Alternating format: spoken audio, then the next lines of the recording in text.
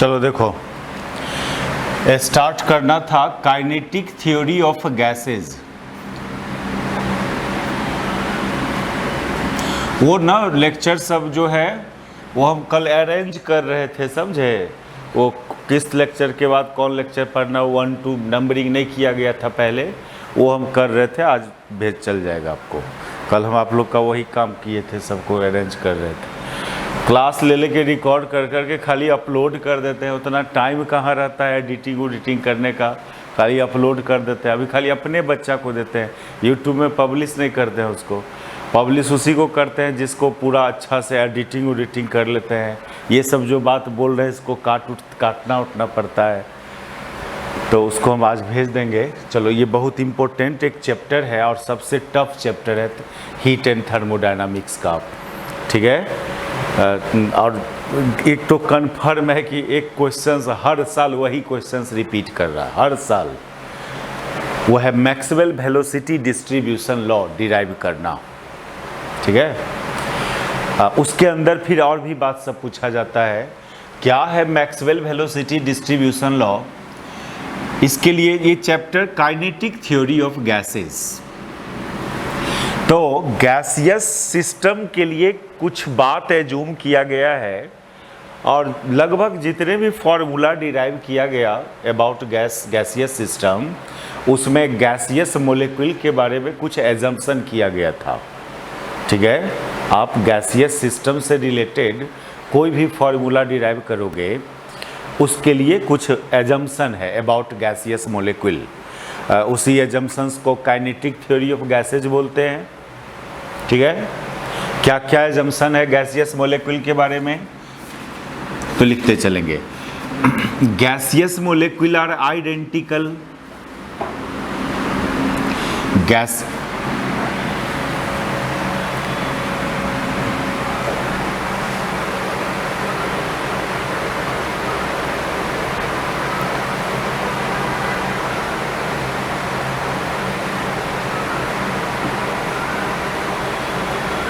On नहीं हुआ है,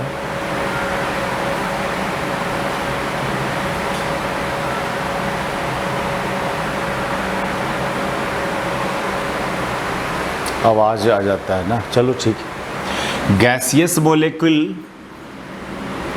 are identical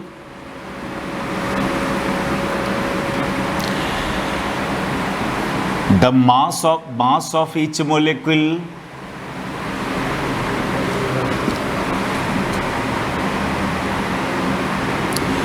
will be same and molecule is taken, the size of molecule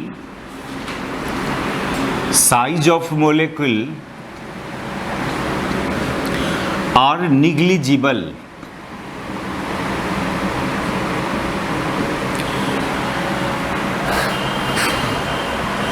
mixture नहीं हो, 2-3 गैस का मिक्सचर आप नहीं किए हो, एक सिंगल गैस है, यदि ऑक्सीजन गैस है या H2 गैस है, तो सभी मोलिक्यूल आइडेंटिकल होगा ना। सभी मोलिक्यूल का मास सेम होगा, लेकिन मोलिक्यूल का साइज निग्लिजिबल मान के काम करना आपको।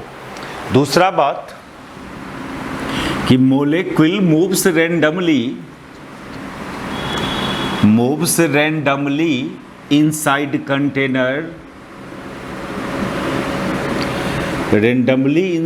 Container, three dimensionally.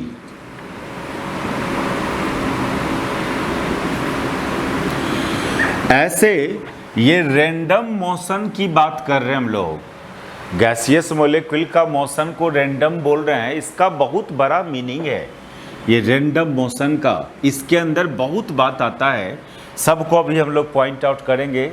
सिंपली बोल दिया कि गैसियस मोलिक्यूल मूव्स रैंडमली, इससे बहुत बात निकल के आता है। वो क्या क्या बात निकल के आता है, तो पहले एक बात ये लिखो कि during random motion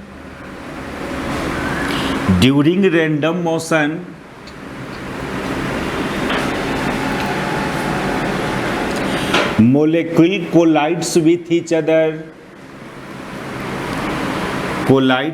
each other and also with the wall of container, also with the wall of container, and after each collision momentum of molecule will changed. टकराएगा तो क्या होगा, वेलोसिटी का डायरेक्शन चेंज करेगा ना, यानी मोमेंटम चेंज करेगा during collision. वो अपने आप में भी कोलाइड करता है और जिस कंटेनर में रखा हुआ है कंटेनर के वॉल से भी कोलाइड करेगा, और as a result of collision, और वो कोलिजन इलास्टिक कोलिजन माना गया है। ठीक है, this collision is taken to be elastic, this collision is taken to be elastic,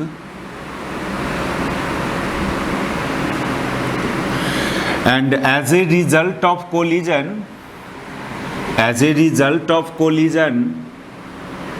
their momentum will changed, their momentum will changed।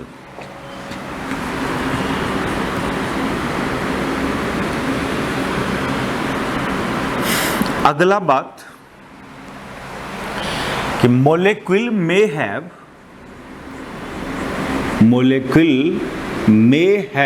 velocity या speed, may have a speed lying between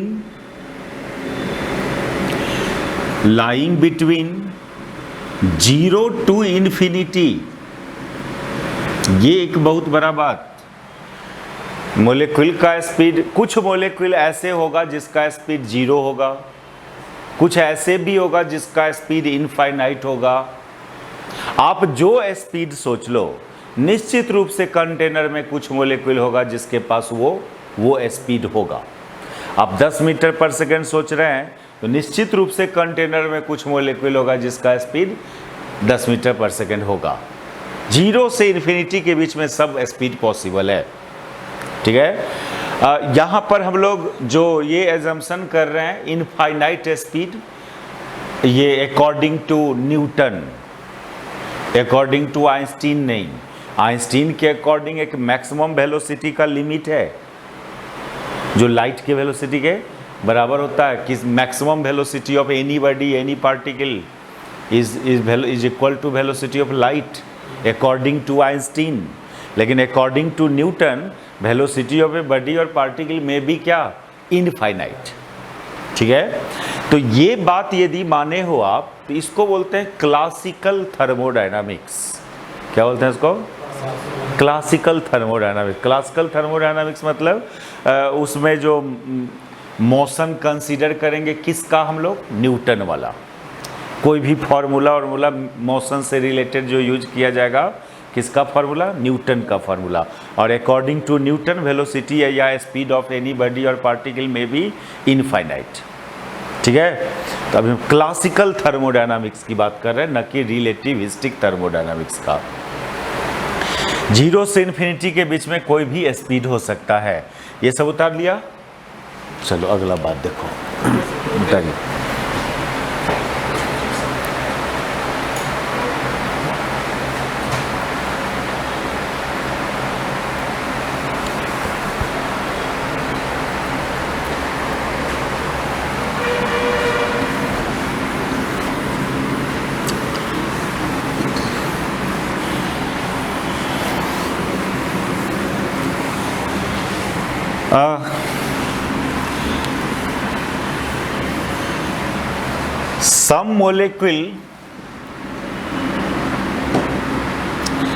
Some molecule may have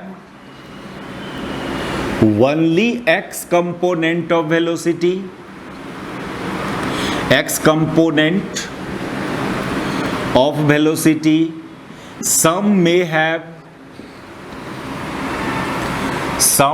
have only y component, only z component, x and y component. Also some molecule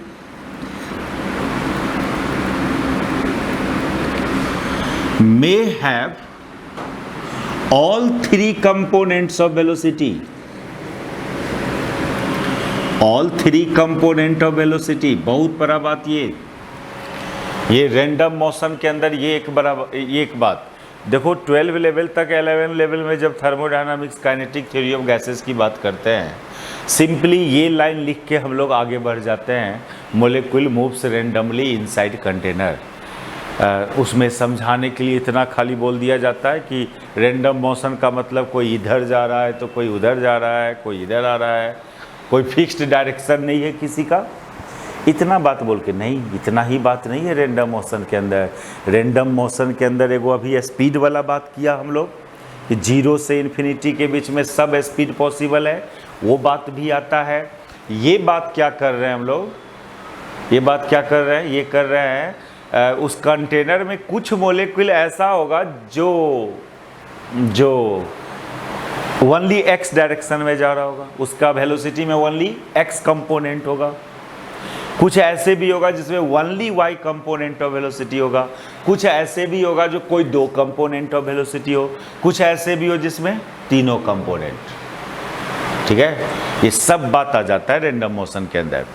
एक बात और इसमें, एक और important बात कि when gaseous system will be in equilibrium, when gaseous system will be in equilibrium,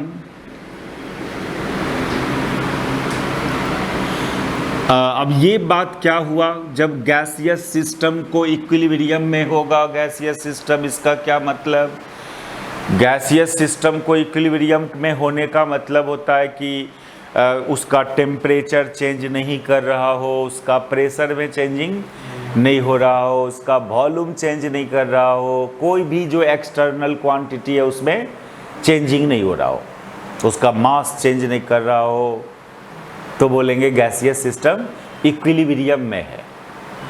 ठीक, कोई एक्सटर्नल चीज़ में चेंजिंग आप नहीं कर रहे हैं, ना टेम्परेचर, प्रेशर, वॉल्यूम। तो क्या होता है, always there exist a fixed number of molecule each having a speed इतना। मान लो ये थोड़ा समझने का ऐसा, सपोज करो 2 मीटर पर सेकेंड स्पीड रखने वाले मोलिक्यूल की संख्या 10 गो है, मान लिया जाए। मान लीजिए कंटेनर में 2 मीटर पर सेकेंड स्पीड वाला मोलिक्यूल की संख्या कितना, 10 है। तो ये 10 में कोई चेंजिंग नहीं होगा टाइम के रिस्पेक्ट में, समझा। ऑलवेज 10 ही गो मोलिक्यूल होगा जिस सब का स्पीड 2 मीटर पर सेकेंड होगा। कहोगे ऐसा कैसे हो सकता है, आप अभी बोला कि मोलिक्यूल कोलाइड कर रहा है, ड्यूरिंग कोलिजन उसका स्पीड में चेंजिंग हो रहा होगा, तो कैसे हमेशा 10 गो मोलिक्यूल में 2 मीटर पर सेकेंड रहेगा।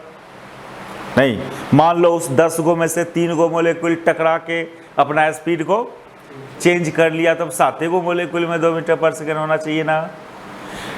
ठीक है, कंटेनर के अंदर कहीं पर 3 मोलिक्यूल 2 मीटर पर सेकेंड से चेंज कर ले रहा है वेलोसिटी को, तो कहीं ना कहीं उतने ही नंबर ऑफ मोलिक्यूल में फिर से 2 मीटर पर सेकेंड आ भी जा रहा होगा। क्या समझा, इसलिए उस 10 में कोई चेंजिंग नहीं होगा। इसमें से जितना मोलिक्यूल सीज करेगा 2 मीटर पर सेकेंड, उतने ही मोलिक्यूल कहीं पर एक्वायर भी कर लेगा 2 मीटर पर सेकेंड। तो ये एक बात है यहाँ पर, when gaseous system will be in equilibrium then always there exist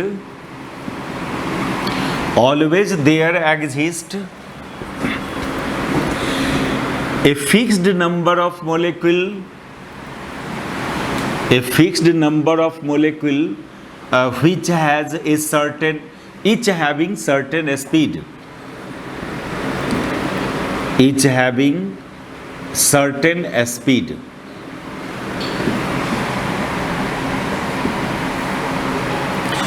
इसका एग्जाम्पल हम बात किया कि मान लो अपने पास 10 गो मोलिक्यूल है, each having a speed 2 metre per second, तो इस नंबर में कोई चेंजिंग नहीं होगा, ये फिक्स्ड नंबर होगा।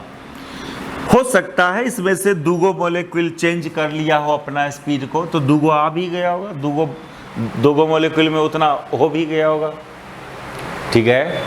और भी बात सब है काइनेटिक थ्योरी ऑफ गैसेज में, लेकिन वो इतना इम्पोर्टेंट बात नहीं है।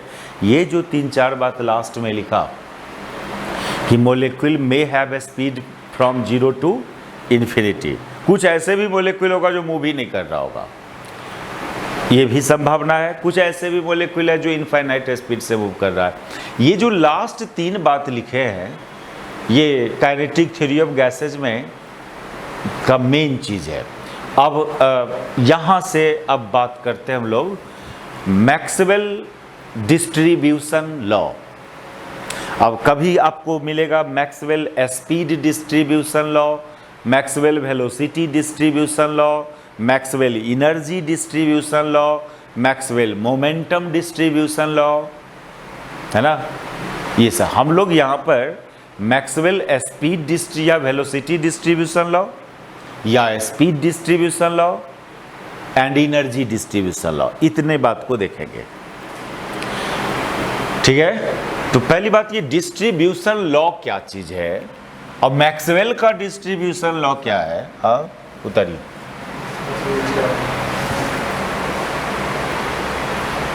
ऊपर क्या लिमिट गया, सम मोलिक्यूल ना, सम मोलिक्यूल मे हैव, हाँ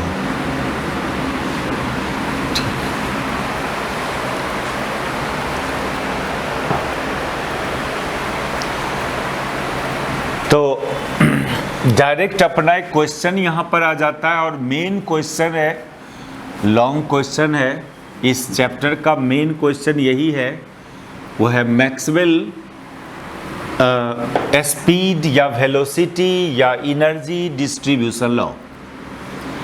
मैक्सवेल, अब यहाँ पर वेलोसिटी की बात कर सकते हो, स्पीड की बात कर सकते हो, एनर्जी की बात, ऐसे मोमेंटम की भी बात होता है, मैक्सवेल मोमेंटम डिस्ट्रीब्यूशन लॉ। लेकिन हम लोग इतने डिस्ट्रीब्यूशन लॉ पढ़ेंगे, डिस्ट्रीब्यूशन लॉ।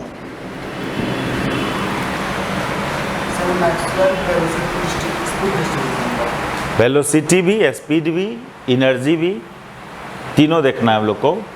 पहले वेलोसिटी वाला देखेंगे, फिर ये सब बात करेंगे। डिस्ट्रीब्यूशन लॉ का मतलब आगे भी सेमेस्टर 6 में ब्लैक बॉडी रेडिएशन पढ़ेंगे, वहाँ पर प्लैंक्स डिस्ट्रीब्यूशन लॉ पढ़ोगे, वहाँ विन्स डिस्ट्रीब्यूशन लॉ पढ़ोगे, रेलिग जीन्स डिस्ट्रीब्यूशन लॉ पढ़ोगे। सेमेस्टर 6 में ही स्टैटिस्टिकल थर्मोडायनामिक्स है, उसी का ये पेपर पोर्शन सब है, रेडिएशन। ये जो अभी देख रहे हैं ये क्वेश्चन सेमेस्टर 6 में भी पढ़ना है। स्टैटिस्टिकल मैकेनिक्स एक पेपर है वहाँ उसके अंदर, ये एकदम सेम क्वेश्चन, यही गैसियस सिस्टम होगा। इसी गैसियस सिस्टम के लिए सब काम वहाँ भी करना है। अभी जो थर्मोडायनामिक्स पढ़ रहे हो उसमें जो कुछ फार्मूला सब आप डिराइव करेंगे, वही उसी में से कुछ फार्मूला सब वहाँ भी डिराइव करना है, लेकिन मेथड अलग होगा, समझे। मेथड टोटली अलग होगा वहाँ पर स्टैटिस्टिकल मेथड से यही सब फार्मूला डिराइव करना है, सेम सिस्टम का। यही मैक्सवेल वेलोसिटी डिस्ट्रीब्यूशन लॉ वहाँ भी बात करेंगे, वहाँ भी डिराइव होगा ये सब बात। तो ये डिस्ट्रीब्यूशन लॉ कॉमनली क्या चीज़ है। डिस्ट्रीब्यूशन लॉ का मतलब होता है, लॉ मतलब कोई स्टेटमेंट नहीं है, यहाँ एक फॉर्मूला है। क्या है? एक फॉर्मूला है जिसका नाम है डिस्ट्रीब्यूशन लॉ। वो फॉर्मूला किस चीज़ के लिए है? तो कोई चीज़ का नंबर के लिए, वो कोई चीज़ का नंबर, संख्या के लिए है। अब जैसे बात करें कि गैस कंटेनर में बहुत मोलिक्यूल्स है, लेकिन कितने मोलिक्यूल है कंटेनर में जिस सब का एनर्जी 2-2 जूल है? ये यदि ऐसा क्वेश्चन करें हम, नहीं समझे बात। कितने मोलिक्यूल है कंटेनर में जिस सब का स्पीड 2-2 मीटर पर सेकेंड है? तो उसी का संख्या के लिए एक फॉर्मूला है। अब जब हम लोग सेमेस्टर 5 में इलेक्ट्रोस्टैटिक्स पढ़ेंगे, डाई इलेक्ट्रिक मटेरियल पढ़ेंगे, वहाँ पर क्या आपको ज़रूरत पड़ेगा? कितने डाइपोल है इस डाइलेक्ट्रिक मटेरियल के अंदर जिसका एनर्जी इतना है। वो भी डिस्ट्रीब्यूशनल लॉ होगा। बहुत फील्ड में इसको यूज करना है आगे आपको, समझे। खासकर सेमेस्टर 5 का और सेमेस्टर 6 में इतना यूज है इस टॉपिक का। और खास ये कहाँ पर यूज होता है फिजिक्स के, किस सिचुएशन में इसका यूज होगा? जहाँ पर कोई चीज़ लार्ज नंबर में हो। क्या? लार्ज ना, उसमें से कुछ को सेलेक्ट करना होगा, वहां पर ये फॉर्मूला काम देगा आपको। अब डाइलेक्ट्रिक मटेरियल है, उसके अंदर हर एटम और मॉलिक्यूल डाइपोल की तरह बिहेव कर रहा है, तो large number of molecule dipole होगा ना। अब बोलेगा बताओ कितने डाइपोल है उसके अंदर जो 30 डिग्री पर इंक्लाइंड है, ये पूछा जाएगा। जब हम लोग सेमेस्टर 5 में मेटल का प्रॉपर्टी पढ़ेंगे तो उसमें लार्ज नंबर ऑफ इलेक्ट्रॉन्स होता है। अब पूछेंगे कि कितने इलेक्ट्रॉन्स है उस मेटल के अंदर जिसका एनर्जी इतना जूल है। तो ये फॉर डिस्ट्रीब्यूशन लॉ आपको जनरली ऐसा ही फिजिकल सिचुएशन में यूज होगा। चलो देखो स्टार्ट कर डिराइवेशन। अब हम लोग यहां पर मैक्सवेल क्या किया है, इस गैसियस सिस्टम में क्या किया है, वो एक फॉर्मूला डिराइव किया है नंबर ऑफ मॉलिक्यूल्स के लिए। कितने नंबर ऑफ मॉलिक्यूल्स है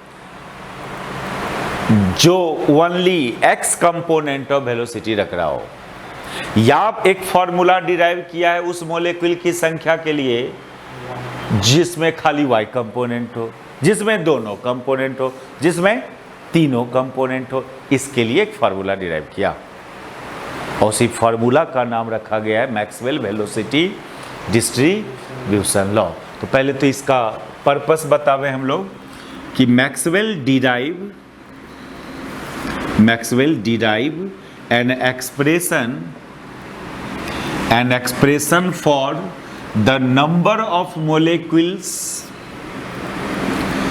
derive an expression for the number of molecule which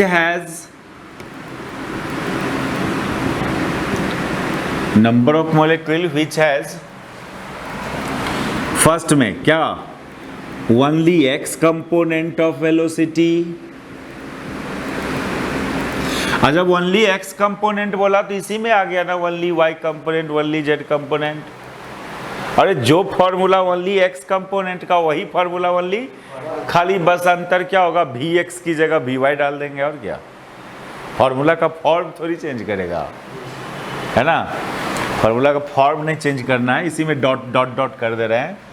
दूसरा has all 3 component of velocity, या 2 component of velocity, all 3 component of velocity.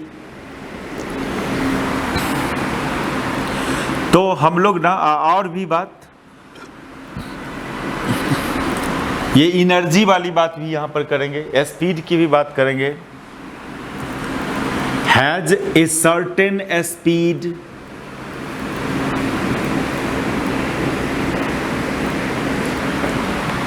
और सर्टेन एनर्जी, यानी कितने मोलेक्यूल है जिस सब का स्पीड इतना है, जिस सब का एनर्जी इतना है। इसके लिए एक फार्मूला डिराइव किया। हम लोग यहाँ पर ये चलते हैं डिराइव करने, ये वाला।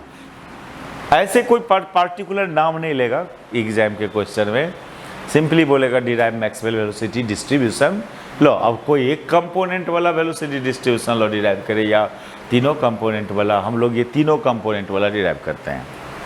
इसको डिराइव करने से स्पीड वाला अपने आप आ जाएगा, एनर्जी वाला अपने आप आ जाएगा आपको, क्योंकि स्पीड जो होता है वो बराबर, पहले तो वेलोसिटी होता है vxi plus vy, j plus vz के बराबर होता है ना वेलोसिटी का फार्मूला, जिसमें तीनों कंपोनेंट हो। इसी का मैग्नीट्यूड कर देंगे तो स्पीड हो जाएगा ना, इसी का मैग्नीट्यूड कर लोगे तो स्पीड हो जाएगा क्या। जब स्पीड आ गया तो एनर्जी भी तो आ जाएगा, काइनेटिक एनर्जी 12 mv²।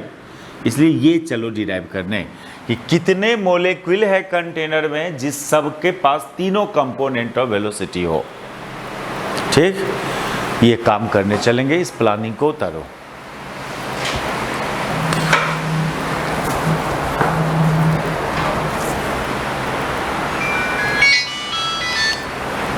हेलो, हाँ बोलिए, हाँ बोलिए, कौन सेमेस्टर? 6 ना? हाँ हाँ हाँ, उसमें हो गया स्टार्ट क्लास, अगर 1 सप्ताह हुआ है स्टार्ट। वो रिकॉर्डेड लेक्चर आपको, हाँ उसका रिकॉर्डेड लेक्चर मिल जाएगा आपको जो क्लास हुआ है। हेलो, हेलो, हाँ हाँ स्टार्ट हो कर दिए बैच को। एक न्यू बैच और, हाँ एक और न्यू बैच स्टार्ट होगा, और ये तो भी नया बैच है, अभी 1 सप्ताह वो हुआ है ओनली। हाँ हाँ, फीस स्ट्रक्चर 2, उसमें 3 पेपर है आपको। हाँ 2 पेपर, एक पेपर तो बच्चे लोग बहुत कोई नहीं पढ़ता है, वो प्रोजेक्ट बनाने वाला है। 2000 पर पेपर लगेगा। हाँ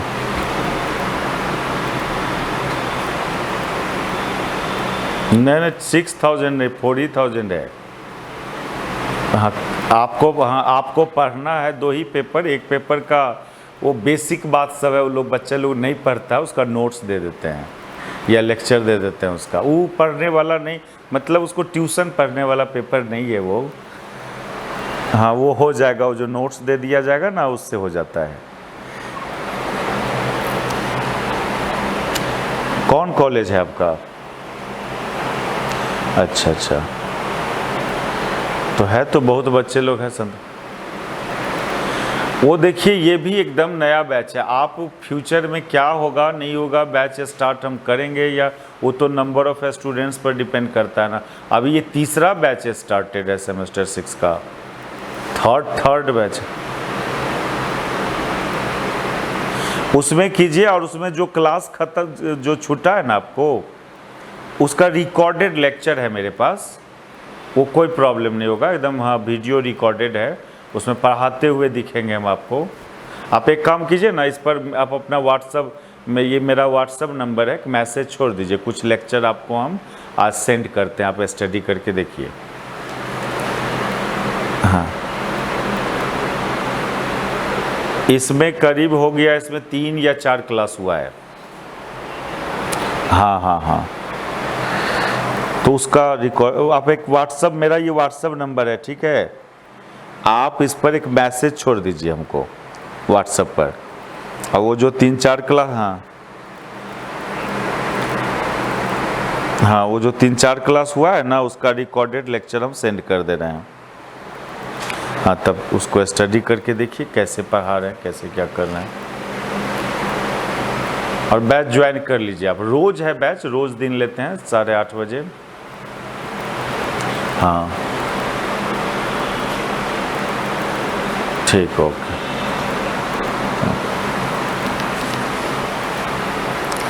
2 महीना के बाद एग्जाम है, अब चला है पढ़ने के लिए। तीसरा बैच सेमेस्टर 6 का, खाली सेमेस्टर 6 का इंक्वायरी, और कोई सेमेस्टर का इंक्वायरी नहीं आता है।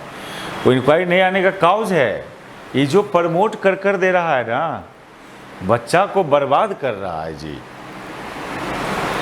कहिए आप रेलवे बैंकिंग का कोचिंग जाता है करने, आप फिजिक्स ऑनर्स का कोचिंग नहीं करने जाता है। बताइए ये हाल रहा तो फ्यूचर में फिजिक्स का अच्छा स्टूडेंट नहीं मिलेगा, यदि यही टेंडेंसी रहा तो। इतना अच्छा सब्जेक्ट है, बताओ, ये सब्जेक्ट ऐसा है कि नहीं भी नौकरी चाकरी हुआ ना, ये इतना बेस्ट सब्जेक्ट है कि आपको जिंदगी।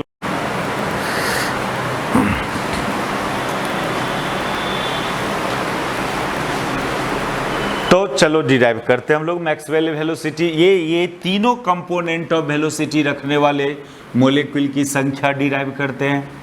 इसके लिए स्टार्टिंग में एक बात मैक्सवेल एज्यूम किया है, वो थोड़ा एक्सेप्ट कर लेना होगा। उसका कोई मैथमेटिकल प्रूफ नहीं पूछना। वो ऐसा है ना कि जहाँ पर कोई लार्ज नंबर में कोई चीज़ हो तो वहाँ पर कभी एग्जैक्ट की बात तो कर नहीं सकते हो ना। ये जरूरी है कि 10 गो मोलिक्यूल होगा 2 मीटर। आप उसके आसपास वाला नंबर बताए ना। हो सकता है 12 गो होगा, 2 गो छूट गया हो आपसे, या 8 गो होगा, नहीं, जहाँ लार्ज नंबर में हो। मतलब उस जगह प्रोबेबिलिटी की बात होता है। क्या? Probability. Large number of particle सबसे डिस्कशन कुछ करना है तो प्रोबेबिलिटी आएगा, एग्जैक्ट बात नहीं होगा। तो स्टार्टिंग में ना मैक्सवेल यही काम किया है। वो क्या बोला कि let probability for a molecule has only x component of velocity, only x component of velocity lying between u to u plus du, u to u plus du is wx। यानी u यहाँ पर हम x component of velocity के लिए u से represent कर रहे हैं।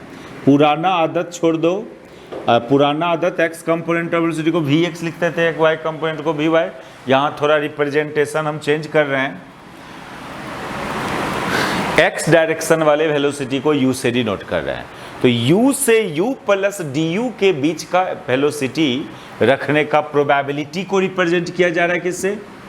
wx। wx is the probability for a molecule has a velocity along x-axis from u to u plus du।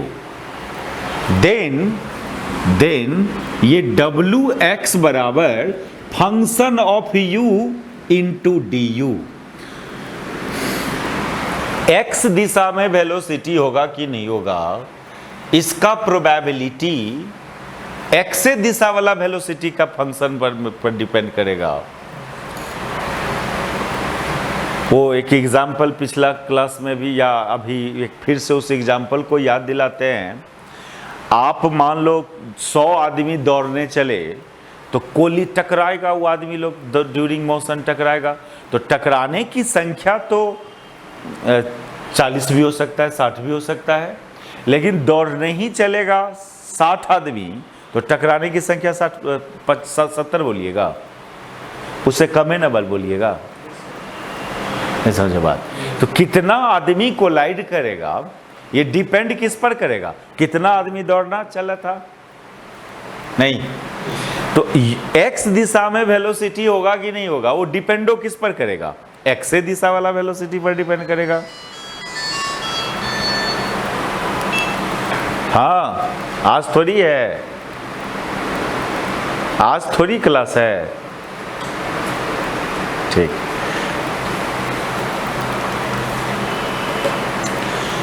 तो ये थोड़ा एक्सेप्ट करना है। ऐसे ये मैथमेटिक्स प्रोबेबिलिटी में 12 में नहीं था, हम लोग डिस्क्रीट प्रोबेबिलिटी पढ़ के आए हुए हैं 12 लेवल में।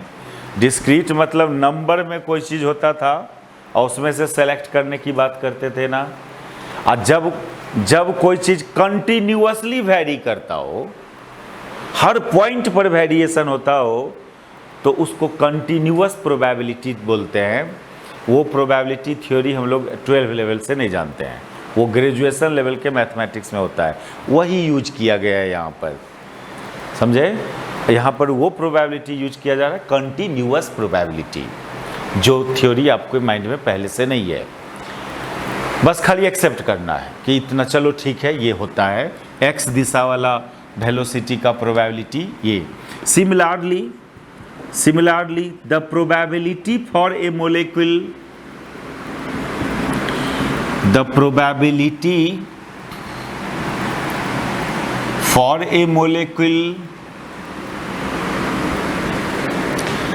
having velocity like having y component of velocity, having y component of velocity lying between v to v plus dv,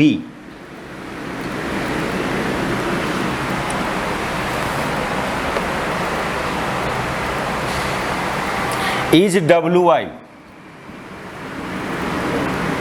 Y दिशा में मोलेक्यूल का प्रोबेबिलिटी को WY से डिनोट किया जा रहा है और ये फंक्शन होगा V का इंटू DV का।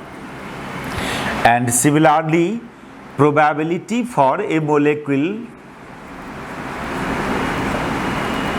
probability for a molecule having z component of velocity,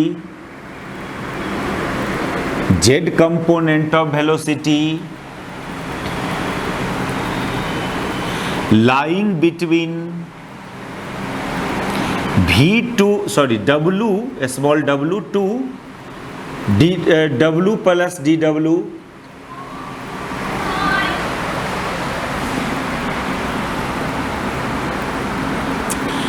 is WZ, और WZ बराबर हो जाएगा किसका, फंक्शन W का इंटू DW। ये स्मॉल w है, मतलब एक बात सुन लो, यहाँ x दिशा वाले वेलोसिटी को u से डिनोट किया, y डायरेक्शन वाले को v से, XYZ कंपोनेंट ऑफ वेलोसिटी को u v w से डिनोट कर रहा है।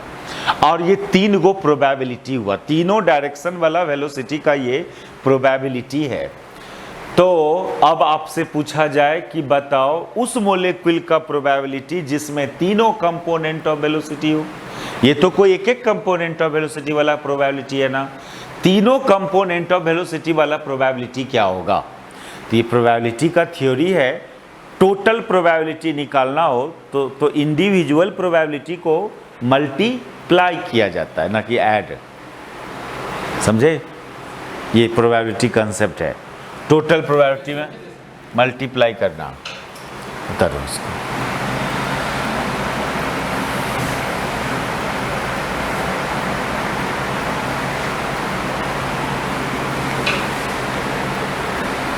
हो गया।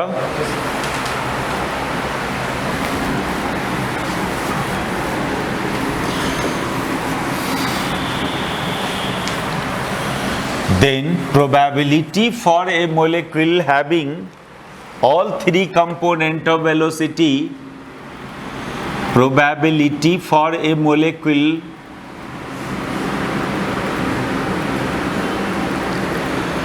having all 3 component of velocity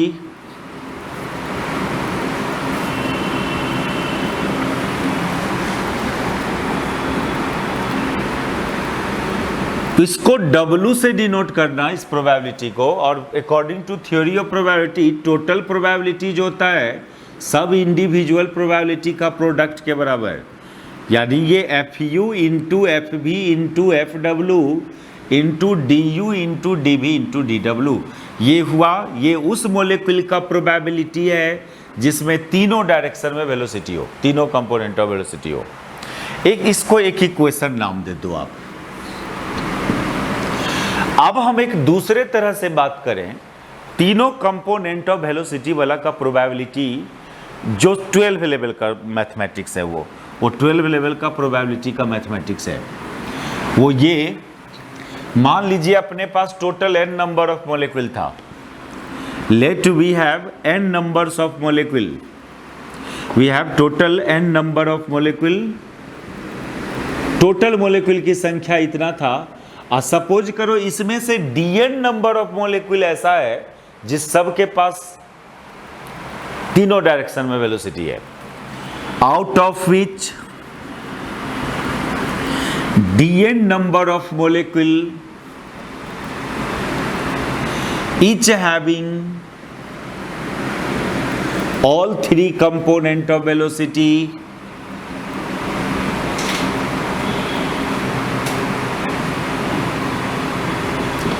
each having all 3 component of velocity। जैसे ऐसा है ना कि 10 गो बॉल है जिसमें से 4 गो बॉल रेड है, तो बोले कोई आदमी रेड बॉल का प्रोबेबिलिटी बताओ तो कितना, 4/10, वही हुआ। Then probability for a molecule having all 3 component कितना, dn/n। ये समझे बात, ठीक है ना, dn/n। क्यों, इतना टोटल था, इसमें से इतना मोलेक्यूल में तीनों कंपोनेंट है, तो तीनों कंपोनेंट का प्रोबेबिलिटी dn/n होगा। Then probability for a molecule probability for a molecule has all three component of velocity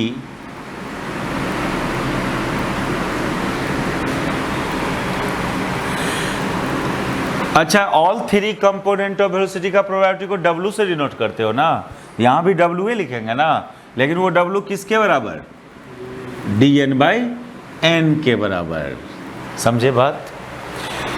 ये फंक्शनल फॉर्म में है वो प्रोबेबिलिटी, तीनों कंपोनेंट ऑफ वेलोसिटी रखने वाला। समझे? ये भी वही चीज है, तीनों कंपोनेंट ऑफ वेलोसिटी रखने वाला ही प्रोबेबिलिटी है ये भी। ये थ्योरी तो बहुत सिंपल थ्योरी है ना, ये तो 12 लेवल का थ्योरी था, तो दोनों को इक्वेट कर दो, दोनों सेम चीज है। उतारिए इसको।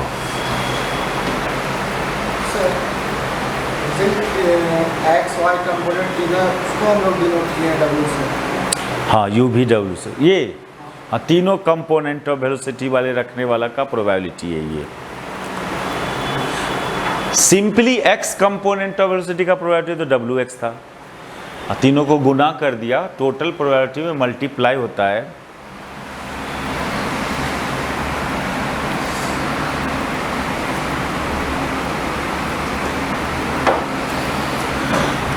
तो दोनों चूंकि सेम चीज है इसलिए दोनों को इक्वेट किया जाए, दोनों का LHS सेम चीज है।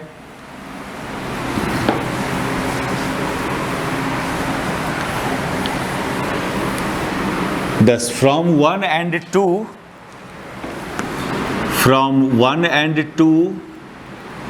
क्या लिखोगे, dN/n equal to FU into FV into FW into DU DV DW। इसलिए dN equal to N FU FV FW DU DV DW। देखो एक बात देखो यहाँ पर क्या हुआ, ये उस मोलेक्यूल की संख्या निकला जिसमें तीनों कंपोनेंट ऑफ वेलोसिटी होगा। ये dN के बारे में वही बोले थे ना, dN is the number of molecule which has all three component of velocity, यही था ना। और यही ना फाइंड करने चले थे आप। मैक्सवेल का वेलोसिटी डिस्ट्रीब्यूशन लॉ में क्या बोला हम आपको, उस मोलेक्यूल की संख्या फाइंड करो जिसमें तीनों कंपोनेंट ऑफ वेलोसिटी हो, यही तो है ये dN, जिसमें dN। लेकिन ये कंप्लीट नहीं है, ये कंप्लीट नहीं है ये, क्योंकि ये फंक्शन नहीं जान रहे हो क्या है FU FV N FW। समझे? ये अभी कुछ नहीं हुआ है इसके अंदर। एक तो एक पैटर्न पता चला कि उस मोलेक्यूल की संख्या जिसमें तीनों कंपोनेंट ऑफ वेलोसिटी वो ऐसा होना चाहिए। अब ये फंक्शन क्या होगा चलेंगे वो डिराइव करने हम लोग। तो इसको भी हम वही बात लिखेंगे, it is Maxwell velocity distribution law.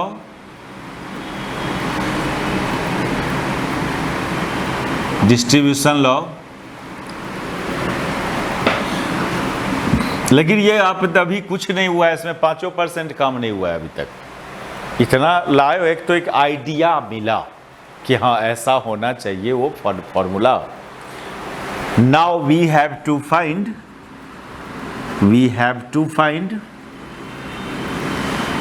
FU FV and FW, ये चलना पड़ेगा फाइंड करने के लिए।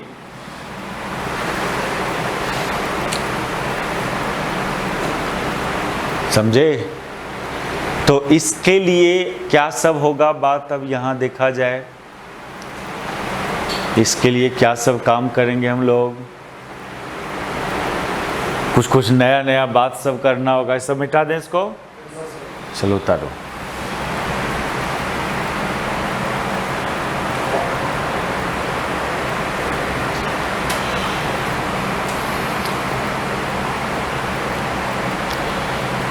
देखो थोड़ा सा यही सब ना, नया टॉपिक आता है, कुछ नया सीखने का, तो वहाँ पर माइंड डेवलप करता है आपका, वहाँ इंटेलिजेंसी बढ़ता है।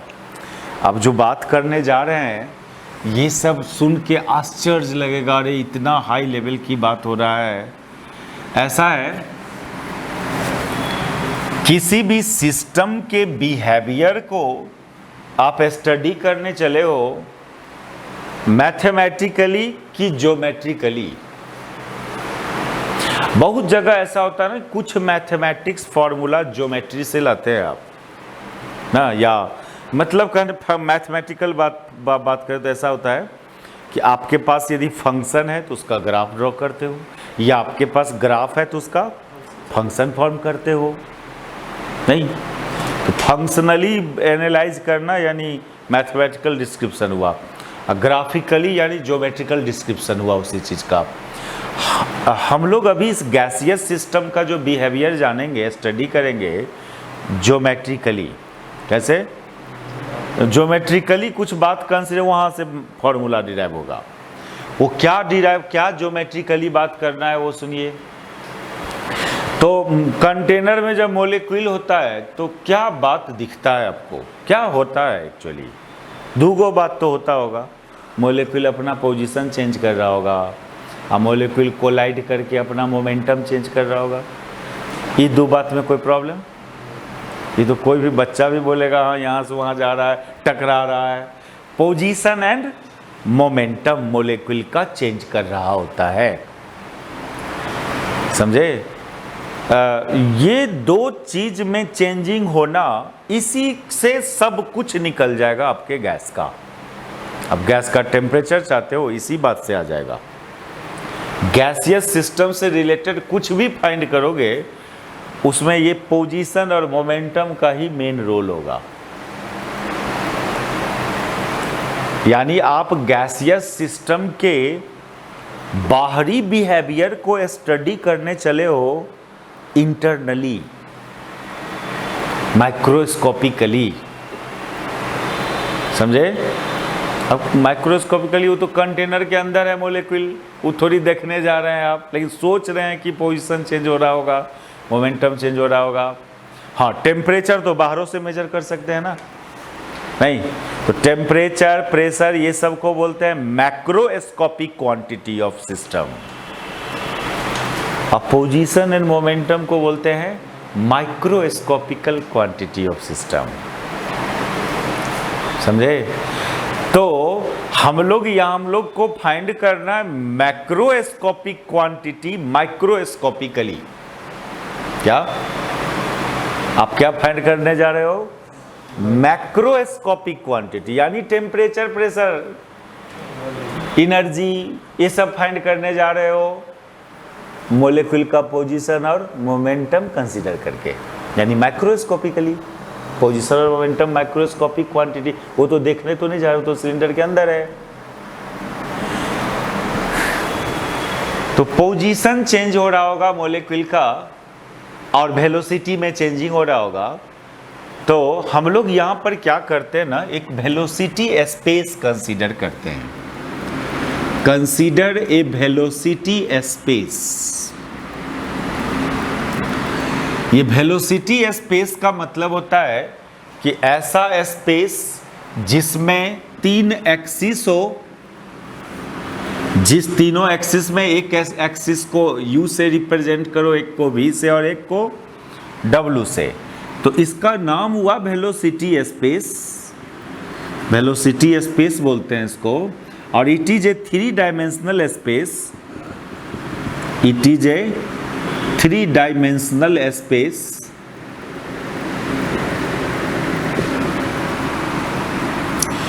स्पेस को कितने डायमेंशनल बोलेंगे?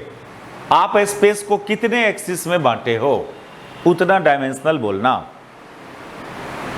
समझा?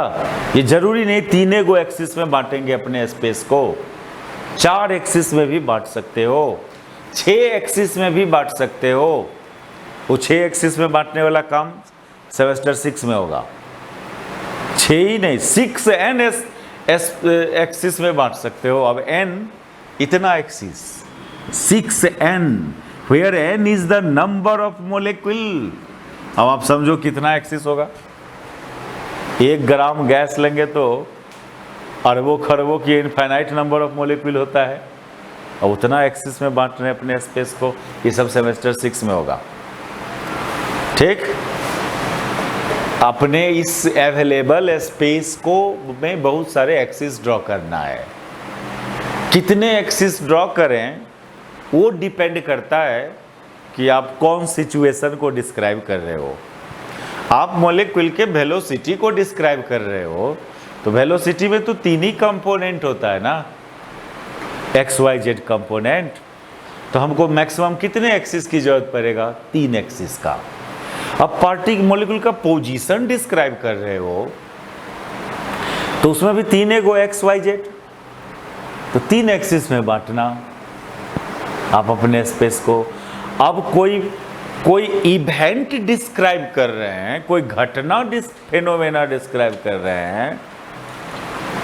रिलेटिविटी पढ़े सेमेस्टर 1 का, ठीक है। तो कोई इवेंट डिस्क्राइब कर रहे हो आप, तो इवेंट डिस्क्राइब करने का मतलब कम से कम 2 चीज़ तो बताओगे ना, कहाँ हुआ इवेंट और कब हुआ, इतना तो बताओगे ना। क्यों हुआ, कैसे हुआ, वो तो बात की बात है, लेकिन कहाँ हुआ और कब हुआ इतना तो बताना पड़ेगा। यानी पोजीशन क्या है उस इवेंट का और टाइम क्या है। तो इस बात को ज्योमेट्रिकली स्टडी करना चाहते हैं आप, तो आपको अपने स्पेस को 4 एक्सिस में बांटना पड़ेगा। 3 एक्सिस पोजीशन के लिए, एक्स वाई जेड के लिए, और एगो एक्सिस किसके लिए? टाइम के लिए। नहीं तो उसको 4 डायमेंशनल स्पेस बोलेंगे। तो कितने एक्सिस में बांटे अपने स्पेस को, वो तो सिचुएशन पर डिपेंड करता है। समझा? अभी हम वेलोसिटी स्पेस की खाली बात कर रहे हैं। एक पोजीशन स्पेस होता है जिसमें 3 गो एक्सिस, वो भी 3 डायमेंशनल स्पेस है जिसका एक एक्स, एक वाई और एक जेड। इसको पोजीशन स्पेस बोलते हैं। समझा? अच्छा, और जहां पर पोजीशन और वेलोसिटी दोनों एक साथ कंसीडर करना हो तब 6 डायमेंशनल स्पेस हो जाता है। तब कितना? हाँ, एक गो फिगर में 6 एक्सिस दिखाना चाहते हैं तो उस स्पेस का नाम है फेज स्पेस। क्या नाम है उसका? फेज स्पेस बोलते हैं उसको। इसको तो खाली वेलोसिटी स्पेस बोला, इसको खाली पोजीशन स्पेस बोला, इसका कंबाइंड स्पेस को फेज स्पेस बोलते हैं। सब सेमेस्टर 6 में थर्मोडायनामिक्स में पढ़ना है। ऐसा नहीं बाहरी फील्ड की बात नहीं कर रहे हैं, क्योंकि ये पेपर, ये चैप्टर वहाँ का उस चैप्टर से रिलेटेड है।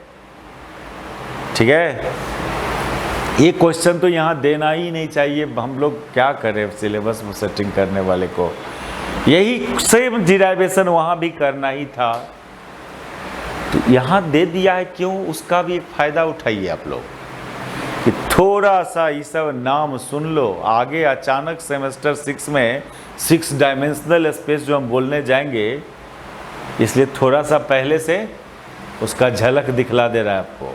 होता है। आप वेलोसिटी 11 में पढ़ते हो, डिस्प्लेसमेंट 9 में थोड़ा झलक दिखला दिया ना आपको। मतलब कोई चीज़ को डीपली स्टडी करना है तो उसके बारे में रफली आप थोड़ा पहले से जान के रखिए, कम से कम नाम सुन के रखिए उस सबका। इसलिए ये क्वेश्चन यहाँ पर दिया है। ठीक, चलो देखो, अब इस स्पेस से अभी मतलब नहीं है। हम एक वेलोसिटी स्पेस कंसिडर किया, और इस वेलोसिटी स्पेस में एगो स्फीयर इमेजिन करना कुछ रेडियस का। मान लो इसका रेडियस c है, इसका सेंटर यहाँ पर है, and consider a velocity space having centre at origin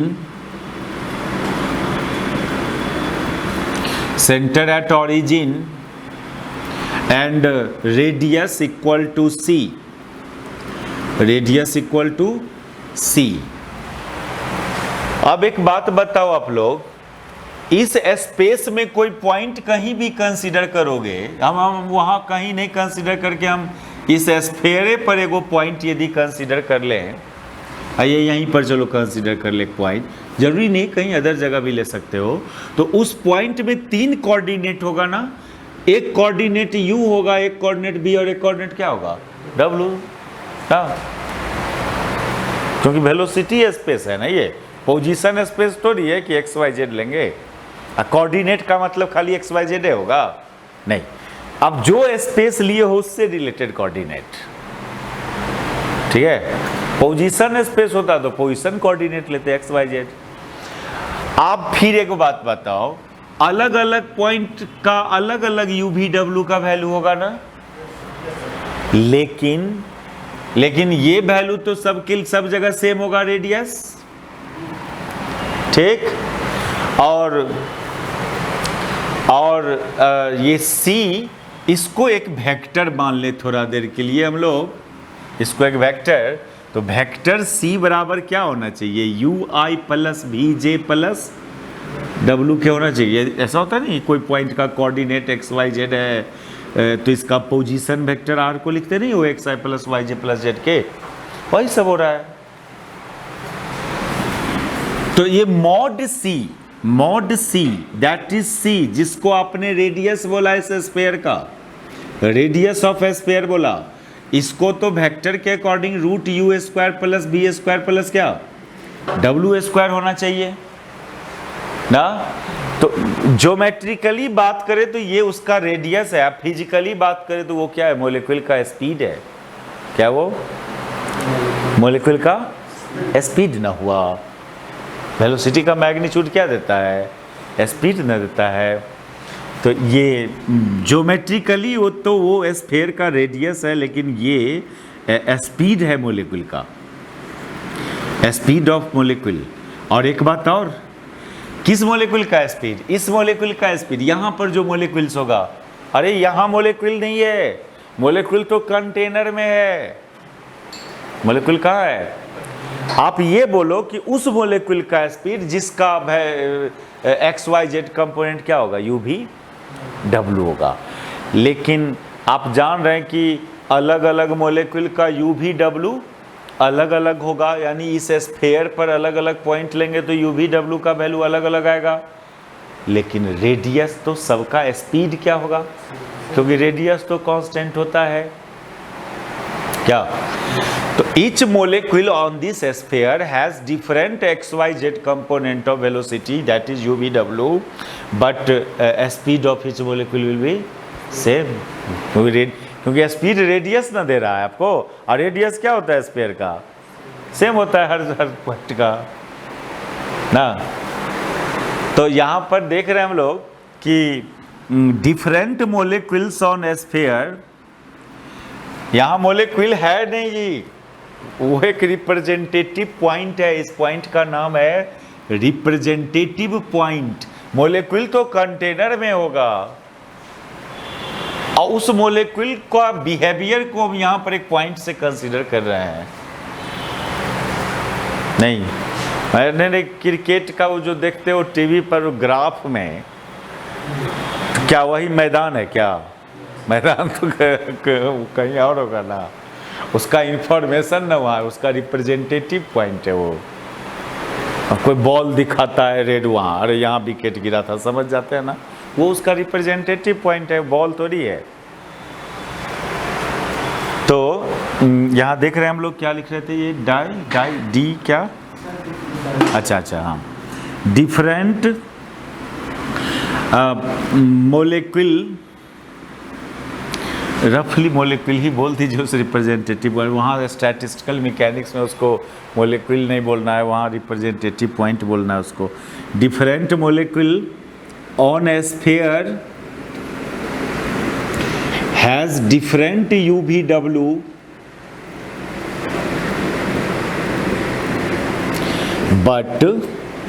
but have same speed,